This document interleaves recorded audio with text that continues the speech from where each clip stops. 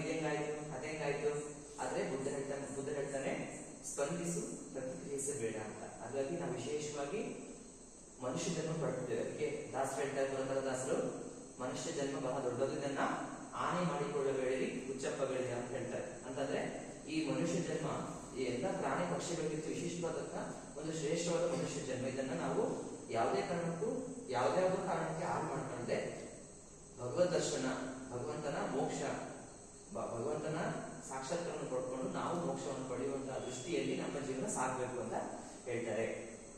ಹಾಗಾಗಿ ನಾವು ಪ್ರತಿಯೊಬ್ಬರಲ್ಲಿ ಒಂದು ಕರುಣೆಯ ಮನೋಭಾವ ಇರಬೇಕು. ಆ ಶ್ರೀಮದ್ ಮುಖ ನೋಡಿದ್ರೆ ಎಷ್ಟು ಕರುಣೆ ಸುಸ್ತಾ ಇರ್ತದೆ, ನಮಗೆ ಅದು ಅರ್ಥ ಆಗಲ್ಲ. ಅದಕ್ಕೆ ಮಾತಾಜಿಯವರು ಉಪನ್ಯಾಸದಲ್ಲಿ ಮಾತಾಡ್ತಾ ಹೇಳ್ತಾ ಇದ್ರು, ಆ ಶ್ರೀಮಾತರ ಮುಖದಲ್ಲಿ ಆ ಪ್ರೇಮ ಅನ್ನೋಂಥ ಒಂದು ಹನಿಗಳು ತೊಟ್ಟಿತಾ ಇದ್ರು.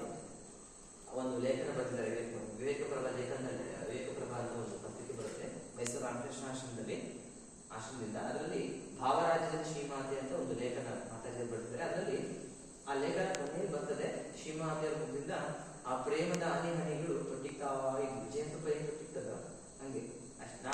ನಾವು ಸುಮ್ಮನೆ ಫೋಟೋ ಅಂತ ನಮಸ್ಕಾರ ಮಾಡಿ ಕುತ್ಕೊಂತ ಹೇಳಿದ್ರೆ ಶ್ರೀಮಾತೆಯವರ ಮುಖದಲ್ಲಿ ನೋಡ್ತಾ ಇದ್ರಿ ಅಲ್ವಾ, ಅವ್ರ ಮುಖದ ಆ ಕಣ್ಣು, ಅವ್ರ ಮುಖ, ಅದೇನೋ ಒಂಥರ ಪ್ರೇಮವನ್ನ ಏನೋ ಒಂಥರ ಮಾತಾಡ್ತಾ ಇದ್ದಾರೇನೋ ನಮ್ಮೊಟ್ಟಿಗೆ ಅನ್ನೋ ಭಾವ ಬರ್ತದೆ. ಹಾಗಾಗಿ ಈ ಎಲ್ಲ ಮೌಲ್ಯಗಳನ್ನ ನಾವು ರೂಢಿಸ್ಕೋಬೇಕು.